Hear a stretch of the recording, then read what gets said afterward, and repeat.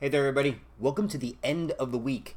This guy right here wearing the very cool Doctor Strange shirt. And by the way, Doctor Strange, one of the very few things I actually liked about Avengers Infinity War. But I digress. Again, this guy right here, Ray Flook, television beat writer for Bleeding Cool, on behalf of the Weekly Static team, which is Bat-Murr, Rocky, Trejo, and Margo Staten. I want to welcome you guys back to our 38th edition. Yes, our 38th edition, believe it or not. We are coming to you again on Friday. I know there was a little bit of delay last week, which I apologize. We had to get it out on Saturday just because everything that was going on at Tribeca Film Festival. But we are back to normal this week. This week, on a little side note, by the way, I don't know if you can tell by the t-shirt and the trying to be cool hipster hat or anything like that, but in New York City, it's actually ungodly hot for the last 48, 72 hours. So just to make you aware, I'm slowly dying of weight loss and sweat as I'm recording this.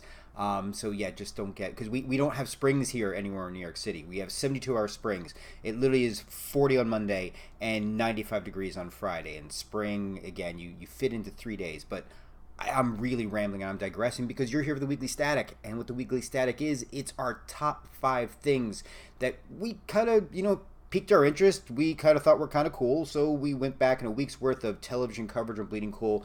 We picked out a couple topics that are of interest to us. Now, in the interest of fairness, we tried to go with a wide variety of writers. Sometimes, yes, it ends up being something that I wrote too, not to be self-serving, just has to kind of do with the topic.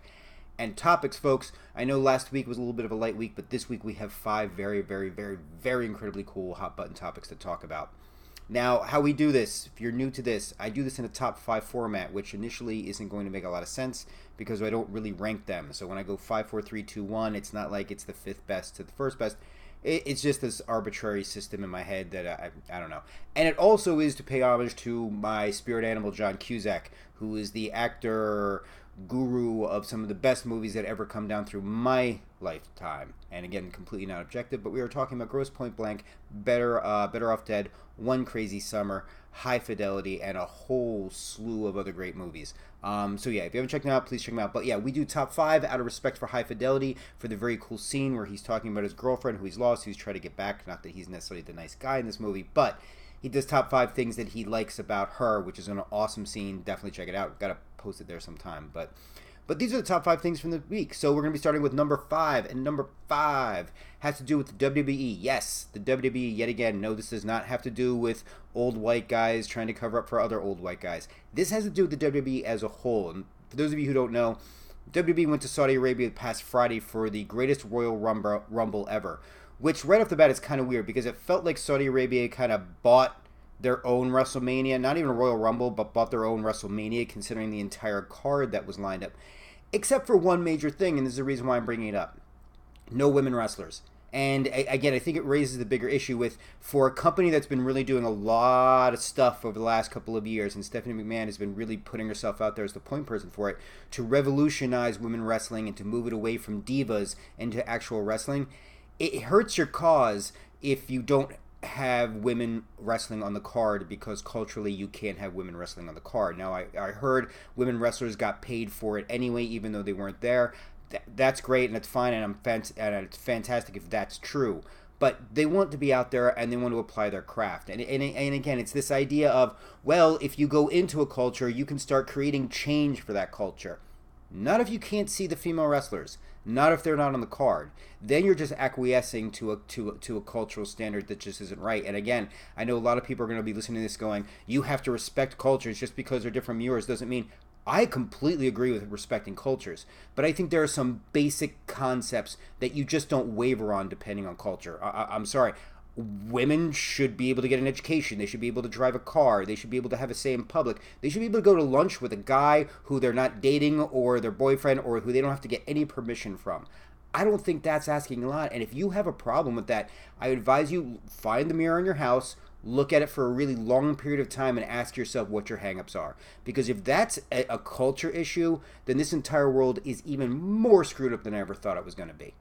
See, that's only number 5. Number 4, Michelle Wolf and Sarah Huckabee Sanders. For those of you who don't know, the White House Correspondents' Dinner took place, I think it was this past weekend, and oh, what a shock. Michelle Wolf actually did her job and actually roasted and burned people from the Trump administration that were there. Now, we can get to the semantics about, the purpose of the White House Correspondents' Dinner and everything like that.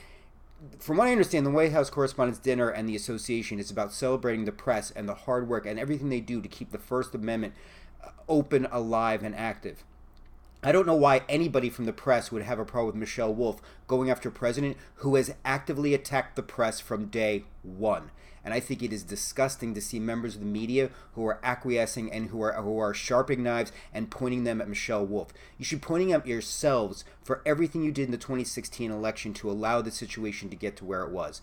Republicans are at fault, Democrats are at fault, and the media are just as much fault because you are so disconnected sometimes with what's going on out there. So instead of going after Michelle Wolf, Andrea Mitchell, for example, which just really crushed me to no end, a little self-reflection in what the media's role and what their responsibility is. I love Michelle Wolf more than ever. I will purposely make it a point of supporting Michelle Wolf because she went in there and I loved her attitude, which is, I'm going in here to burn the place down and I'm going to burn this place down. I don't like this person. I don't like what they represent. I don't like what this administration represents. You hired me. This is what I do. You see my body of work. You're going to get at both barrels. I am not here to soften my approach. If you have a problem with it, deal with it. I love that attitude. And for the White House Correspondents Association, go ahead.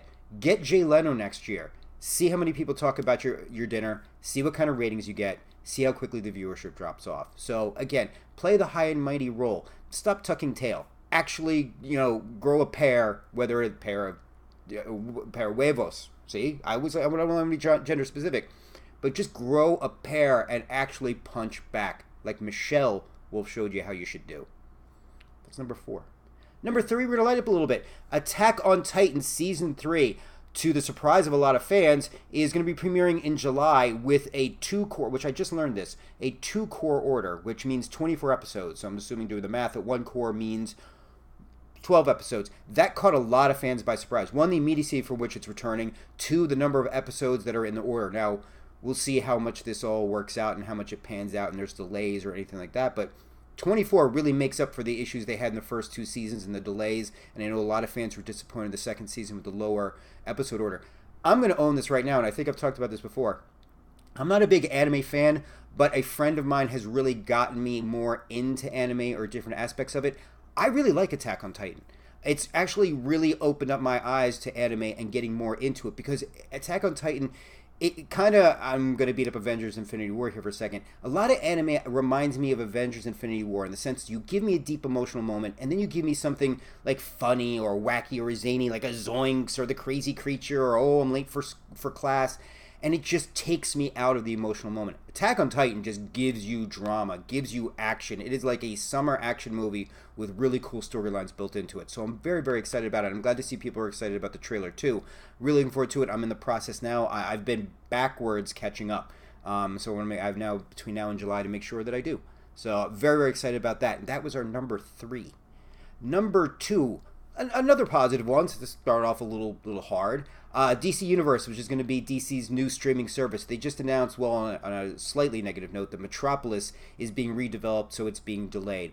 But they're moving forward for 2019 on a Swamp Thing series, and I'm telling you, this has the potential to be great. It's really going to come down to, I know it's going to sound cliche to say this, but the acting, the tone, the script writing, and the overall look of it, because it could end up being cheesy, like although it's Adrian Barbeau, and I think Adrian Barbeau is awesome, and there is something lovingly about that 80s movie, but there's just so much cool things you could do with it. Just go with the Alan Moore approach. You gotta go with the Alan Moore approach. That run changed my mind completely on comics, and I think you have a really great Bible on where you can get the show going. Alan Moore's not going to endorse it anyway, so you might as well at least take the good material and go with it. Sorry, I know that's going to create a lot of problems too, but hey, you know what? He wrote the works. It's out there. Why not use it? Okay? So Swamp Thing, I am a big fan. I think that's going to be fantastic. So I'm very excited for DC Universe. I'm glad to see everybody and their mother is developing their own streaming service, by the way. I think you and I are probably the only people left who don't have one yet. But hey, it's 2018, still a little time left. So yeah, we're looking at DC Universe. So that's number 2. Number 1. It takes us into the land of late-night television and Conan O'Brien.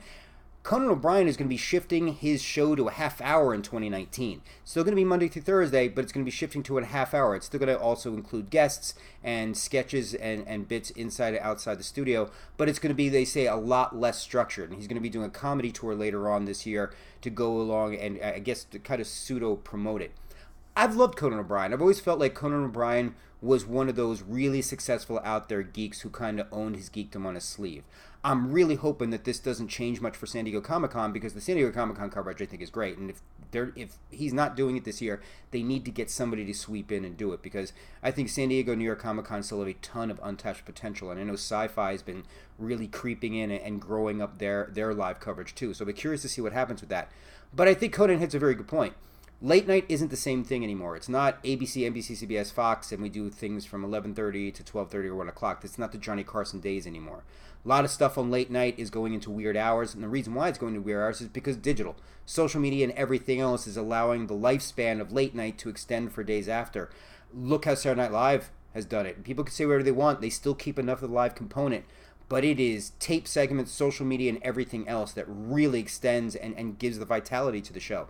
So I'm very curious to see where Conan's going to be going with this, especially now that they're talking about the idea of integrating more things from the show into social media aspects and utilizing the YouTube channel a lot more too. So I wish Conan a lot of luck. I have a lot of favorites in late night. He is one of them, so I'm wishing him the best. Also, late night folks, you gotta just diversify up the look of late night a lot more, please. It still doesn't have to be the landing ground for middle-aged white guys, whether they have English accents, Australian accents, or American accents. We can start getting some people of color in there. We can start getting some women in there. It's just diversified up. That's all I'm asking. There are enough channels, and there are enough streaming services and everything else. We have enough space for people to kind of give their shot at late night. Why not give it a try? Though I will say this, you should have space for one more middle-aged white guy. This one right here, because I'm telling you, I'd knock the hell out of a late night show. Just, again, Dr. Strange shirt, cool hat, Ray Flick, television beat writer. Give me a call. My contact information is below. All right, guys, thank you for joining me. Again, my name is Ray Flick, television beat writer for Bleeding Cool. This is the Weekly Static. Hope you guys like what I had to say. If you like or don't like or have anything else you want to add or any suggestions, please make sure you hit me up down below here at the post. If you're looking this on YouTube, which may be on Bleeding Cool's YouTube, but it's probably going to be on mine for now since we're doing some work on it, you can also comment there too, because I'd love to hear your feedback and any suggestions that you have. And also, when you're checking out bleedingcool.com, check out a wide variety of coverage that we have. It's not just television. We got great coverage of film, comic books, collectibles, video games, anything and everything under the pop culture sun. So please make sure you join us, and I will look forward to seeing you guys on the inner tubes. Thank you guys. Have a great, fantastic weekend. I'm going to slightly make sure that I look over here and have the stop button ready to go. And I want to wish you guys the best. Enjoy your Friday.